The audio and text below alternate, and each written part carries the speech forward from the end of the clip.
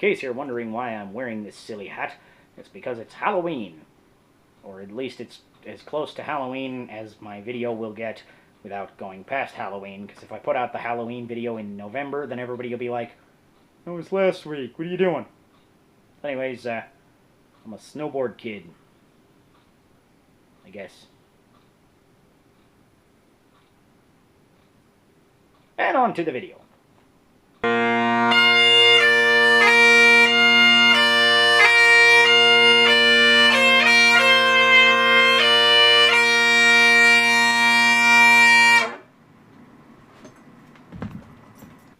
Hello, fair internet guys, and welcome to $0 Productions' newish show title pending. I'm kidding, it's not new at all. Anyways, today's beer of the week is Deschutes Obsidian Stout. If you haven't had anything from them, you're missing out. And if you haven't had this stout, you're really missing out. This is a very good one. So I'm going to have some right now, because that's kind of the gimmick of my show. I talk about video games and I drink beer. And happy 35th anniversary to the Great American Beer Festival. I went to that a couple of weeks ago, and I got this cool cup. So I'm going to drink beer out of it now. I'm going to drink a little more beer out of it. It's a small cup, so I'll have to keep refilling it probably through the episode. That's okay. Alright. Cheers. And by cheers, I mean drink. Anywho, today's list is the top 5 games that I like for this thing. Not Zelda, surprisingly. Zelda's not going to make an appearance on this list because I realized basically every list I've made so far has had a Zelda game on it. And as much as I love Zelda, there's a lot of other games. So I'm going to do a completely Nintendo-free list today. The top 5 games I love for the PC. So we're going to start with number 5. Number 5 is Minecraft. Minecraft is a crazy awesome game, and it's mostly awesome because it's just a big world where you get a buttload of Legos. It's like if they took Legos and made it into a game, they would have made Minecraft. It's literally the whole world is just bricks that you can explore and pick up and put other places to build stuff. That's the whole game. Literally, I didn't even know it had a storyline for like the first several months I played it. It's also a very cool social game because you can just kind of get together with your buddies and build a city or a giant mine, or one of you can build a mine and the other one can build a big tower or something. Usually I ended up building lots of big towers and then linking them together with hilarious, huge interconnected bridges, which made no sense other than that I thought it was interesting to design them. It's really just a cool game also, because it's like a really interesting sandbox game at the same time. Because most sandboxes are, preset. There's specific guys in specific places where you can just look around and find everything, and the character interaction is obviously completely gone from this game, but the exploration aspect is almost unrivaled in Minecraft, because every time you want a new world, you can randomly generate a new world by starting a new game. That's just kind of amazing. Anyways, we're going to move on to number 4. Number 4 is actually a game that I don't like as much now, but back in its day it was really something I think was special. This game is Dungeons & Dragons Online. I know what a lot of you are thinking is like, oh yeah, that crap game that rigs you in as it's a free MMO, but then you gotta pay for it.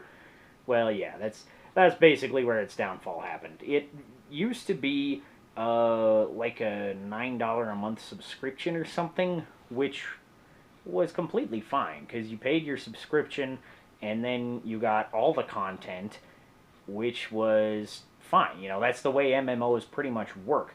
Then eventually they decided to do it like free to play, which wasn't really what they were intending. I think that was a bad advertising point as part of their problem. Is it wasn't free to play, it was free to play for the first 4 levels, basically like a trial. That's like how they got players to get in. They were like looking for more players, and they said, "Oh, what if we advertise it as basically?" They should have really advertised it as free trial up to level 4 in any class, and I think that would have gone over a lot better than free to play, and then having a little asterisk and then being like most content is only for subscribers or whatever. And now it's completely free to play, but to get into most dungeons you actually have to buy the dungeon for real money. It's not even in expansion packs. Like, some of them are in packs of dungeons in certain areas or whatever, which is stupid. But anyways, now that I've berated this game's hilarious downfall, I guess I can recount the tales of the good old days when it was, a subscription-based service. It was actually really cool for an MMO because they didn't have expansion packs, and instead, just with your subscription fee, you got like little mini expansions that'd be like, you can gain 2 more levels, and here's a dozen more dungeons to go explore. And that was really cool. Just being able to have the rest of the game without paying a giant extra fee to buy basically another game, which I'm sure all of you World of Warcraft players are doing every time an expansion comes out. They had like a little expansion every few months. It was probably every 4 to 6 months they'd come out with something, and that's instead of like a more World of Warcraft style game where you have to wait a year, 2 years, even 3 years. I don't know exactly what the lengths of time are, but they're much longer in between. But then you basically got to buy the game again because it's another like $40 for these expansion packs. And like now I can't even imagine being a new player trying to get into World of Warcraft because you got to pay $60 for the original and then $40 for each other expansion. It's got to be like $250 now just to have all of the content in World of Warcraft plus a subscription fee. And that's just ridiculous. Another thing that World of Warcraft players will kind of say about it though is, oh, it's all based on instances. It's all based on you go into the dungeons. Well, of course it is. It's called Dungeons and Dragons. That's what the game should be about, is going into dungeons and fighting monsters, including sometimes dragons. I actually liked that way that they kind of built the gameplay. In World of Warcraft, you have those little instanced areas that you go into with dungeons that you've got a quest for or something, which can be, depending on which dungeon. If there are 5-man dungeons and 10-man dungeons, and, back in the day there was like 40-man dungeons, and I don't think they do those hardly anymore. But the point of the story is the best content in World of Warcraft that I experienced was all these dungeons. I thought those 40-man dungeons were like a really cool idea that I never really got into because I got into World of Warcraft like after the Burning Crusade expansion, like right at the end of that, just before the newest expansion at that time came out. And, at that point they had pretty much foregone all 40-man content. It was all 25-man and 10-man. And I did a lot of these dungeons on 5-man and 10-man, and because at the time my computer wasn't very good, so I didn't really do 25-man because it couldn't load all that many guys. But anyways, still, my best experiences in World of Warcraft were all just these dungeons. And I don't understand why you would complain about having more dungeons. And because every one of them had still a cool quest, and in Dungeons & Dragons Online, they were even repeatable quests for the most part. you could, you know, go on a different difficulty and see the little story that was going on. And every one of them had actually a pretty cool story that was going on, which is something that World of Warcraft is somewhat bereft of in the dungeons. Most of the time it's like, hi, I came here to explore this cave and get some rock salt. Go, while you're going through to kill the boss, why don't you find me 5 lumps of rock salt? And that kind of blows. Like, that's not story. That's just extending the game for no reason. Just pick up extra loot and you get extra experience. That's nonsense. So, anyways, now I would probably say that I like World of Warcraft better. I don't know. I haven't actually played World of Warcraft or Dungeons and Dragons Online in a while, but back in their heyday, I really just liked DDO better. So we're going to move on since I think I've rambled about that for a while. I rambled for too long, so that means we have to drink.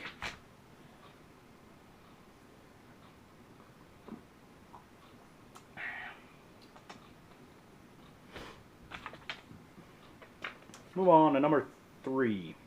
Number 3 is another randomly generating world building thing, kind of like Minecraft, except for in the version of a really massive 4-player cooperative RPG.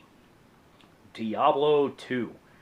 Diablo 2 pretty much just set the standard for PC RPGs.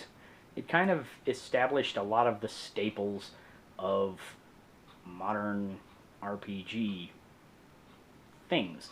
You know, it really had a more customizable setup than basically anything before it, and now that's kind of just the way that things work. Most RPGs now, especially those on PC, work with, you've got a little tree of talents that you have to buy this many talents in your fireball spell to get your big fireball spell that you have to spend talents in at later levels or whatever.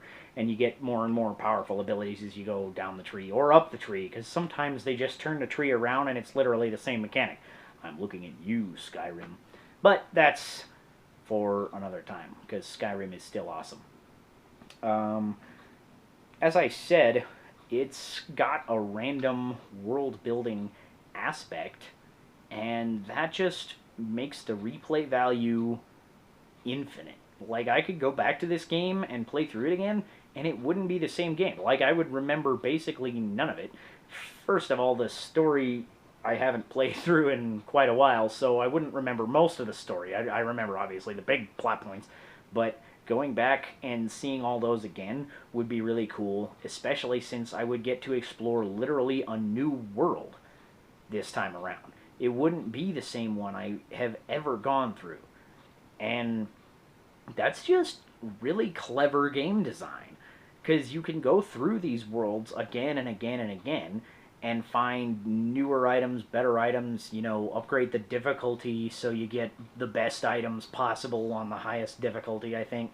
And then there's like a whole lot of end game content, kind of, just by replaying all these super hard bosses.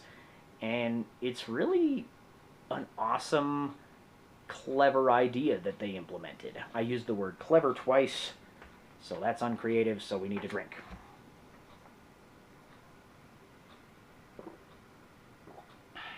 That is a small cup. Also, this was a very cool time in gaming, because LAN wasn't really a thing at the time. And Diablo 2 and games like it in that generation kind of made it a thing.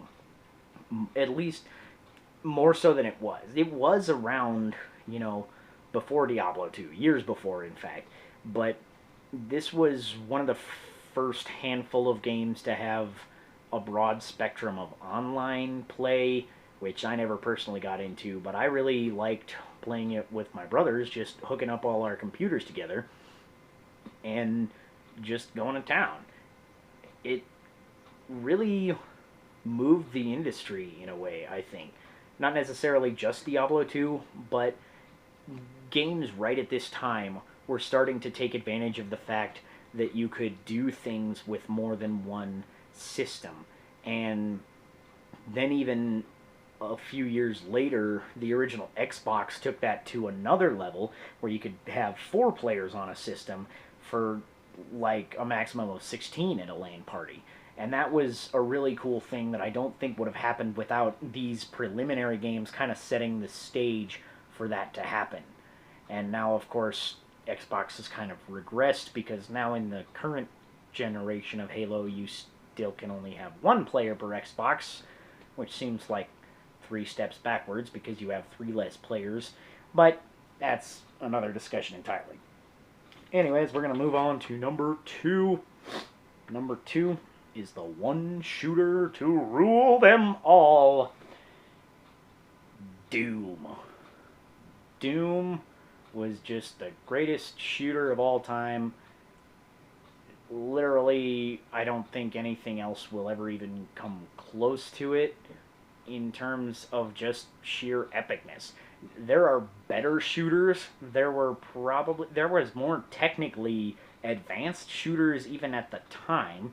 Marathon was an interesting game at the time because you could actually look up and down. It was like, whoa, that's crazy, And in Doom, you just got the one plane, but your bullets would just track if there was an enemy in front of you, but up or down. So there was even more technically advanced games at the time, but this one really broke the mold and stood the test of time. And I think it's really because it had a much more unique gameplay than like anything else. It was a lot of fast-paced action, which is kind of how shooters should be, I think. And not to say that other games weren't fast-paced, but barely any of them were as fast-paced as Doom was. There's no other game where you can run into a room and there's like 300 barrels that'll explode if you shoot any of them. And there's like 25 enemies in this room, and you have to somehow navigate through the barrels without blowing them all up to kill yourself. Burped in the middle of a sentence. I think that means we have to drink.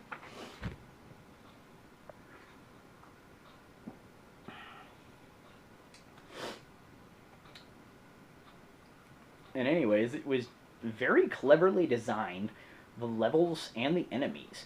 All of the enemies were absolutely unique at the time. Even the most basic guys that you fought were like the little imp demons. And they'd run around and they'd claw at you and they'd throw fireballs at you if you were too far away. And then you got into the higher, more advanced ones, the big angry Hell Knights. And there was Pinky that was like this crazy thing with mechanical legs for some reason. And it was really kind of a scary game. Even playing it now and seeing its 16-bit graphics, it'll give me a jump every now and then. When you're just walking around through these tight corridors and all the lights are flashing at you, because they played with light a lot more than I think any other shooter did at the time, and that's where they got a lot of that little bit of fear element coming into the game there, because you didn't always expect what was going to be coming, and you didn't always see, and sometimes you just couldn't see what was going on. And that even led to further developments of that kind of gameplay in like Doom 3 and stuff, where you actually had the flashlight, but it was a separate item. You had to switch to it, and you couldn't shoot people while you had your flashlight out. And so it was a springboard for a lot of cool gameplay elements that came later in addition to that. Also, you had a chainsaw, and that's just great. But moreover, the story of Doom was actually really kind of creepy and dark, and that's not saying too much from, now. Now you see dark, creepy stories all the time. But at the time Doom came out, story was kind of the backseat driver to any video game. you would have your gameplay first and foremost, and your story would kind of just be there just to make the gameplay make sense. But there was some games that at that time would just kind of break through and show you that you could have a really cool story in a video game, and Doom was one of them. You know, there was no other game really where you were literally going to hell and fighting demons with a chainsaw. You know, I mean that's mostly the story in a nutshell, but there's other little pieces to it that would come through every, few levels. You'd get like a little paragraph of text of what was going on, and just that added so much depth to the world of Doom that no other game could really compete with it, especially shooters, because shooters almost unanimously have terrible storylines, you know. And this, having a really cool storyline in a generation where story basically didn't matter, and it stood the test of time. I still like Doom's story. So anyways, we're going to move on to number one. Number one. It's a game so epic that we have to drink! And now, finally, the best PC game of all time is The Elder Scrolls III: Morrowind. Morrowind was just so great. It was the perfect sandbox. I do not think you could make a better sandbox. They have made bigger sandboxes. The Elder Scrolls series has. Nobody else has made a bigger sandbox than Morrowind, as far as I know. But nobody has made a sandbox as detailed as Morrowind. Literally, every character that you find, you can talk to. And they'll have some little tiny bit of story. Even if it's just, like, I hate that guy across town. Everybody has some interaction on some level with another character. And that's what really makes a sandbox great, is when you not only have a lot to explore, but the things that you explore matter. Every town is full of tons of people. Some of these towns literally have multiple hundred people. And every one of them will say something unique that these programmers took time to decide what they said and what you could get out of it, even if it was just information about this random guy's life. And there's no limit to how much you can figure out about this world. I mean, technically there is a limit, because, I mean, you could theoretically figure out all there is to know by talking to every single person in the world, but that would take so long because it's so big and so well designed. One of the reasons this is also the best sandbox is because the only bigger ones that I know of are Daggerfall and Arena, the two previous Elder Scrolls games, and those worlds were mostly randomly generated. This world probably had some random generation. I'm not a game designer, so I can't tell you for sure, but most of it was constructed. Most of it was people sat down and thought, okay, how should this mountain move? Where can I place this cave among these mountains?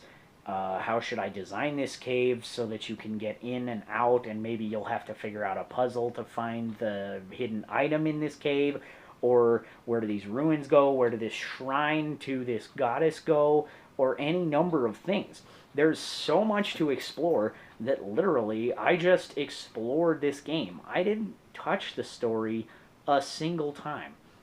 I tried to a couple of times just to see what it was all about, but then on my way to whatever I was doing, I would get sidetracked exploring. I would be wandering from one town to the next, and then I would find a cave, and I would explore it, and I would find some useful items, and then I would find some ruins, and I would explore them, and I would find some useful items, and then I would be encumbered, and then I would teleport back to my house, and then I would drop some of the useful items. I would go to the next store, which was like a couple places down from my house, and I would sell my items as necessary. And often I would just get stuck in a loop of I'm trying to go to this place, but I keep trying different things, and I keep ending up with too much items and having to teleport back to my house. That's just kind of crazy. You know, as much as I tried to do the story, I couldn't because I got distracted by exploring. And that was one of the biggest problems I had with the next game in the series, Elder Scrolls IV Oblivion, which a lot of people will praise, but I didn't like it nearly as well as Morrowind because as much as I tried to explore, I kept accidentally finding the story. I would literally, just by randomly walking around, find the next part of the story, and there would be an extended bunch of cutscenes, and it was all really epic, and it was a cool story, but I didn't want to find the story. I wanted to explore and find weird items and unique characters to talk to and stuff like that. I didn't really want to do the story almost at all, you know? I'm not sad that I did do the story for the most part, but there was just so much constraint in Oblivion that I feel it failed as a direct follow-up to Morrowind. Because Morrowind was the penultimate sandbox, and now you have this tiny little thing, which, compared to Morrowind, is absolutely insignificant. Expansion packs to Morrowind were larger than Oblivion. And that's absurd. That doesn't even make sense. How can an expansion pack to one game be smaller than that game's direct, you know, not predecessor. I can't think of the word, so drink. In addition to this just being the best sandbox, it's also one of the best RPGs, because a lot of the time RPG has come to mean game with a system where you level up, which is not really the point of an RPG. RPG stands for role-playing game, where you play the role of a character. And there's often interaction with other characters in most games, but in this game, it was far more controllable, and you had far more diversity of actions than you could really do in anything else. And in some ways, that was a little more complicated than I feel like it needed to be. I think that system was cleaned up a little in, like, Skyrim. But at the same time, in Skyrim, I kind of missed the ability to just taunt random guys until they attacked me so that I could kill them, and it would count as self-defense so that I wouldn't get a jail fine. And then I could, you know, steal their stuff because they were just a dead guy in the street and nobody cared. You know, they were a criminal that attacked me. That's hilarious. Lost my train of thought. Drink.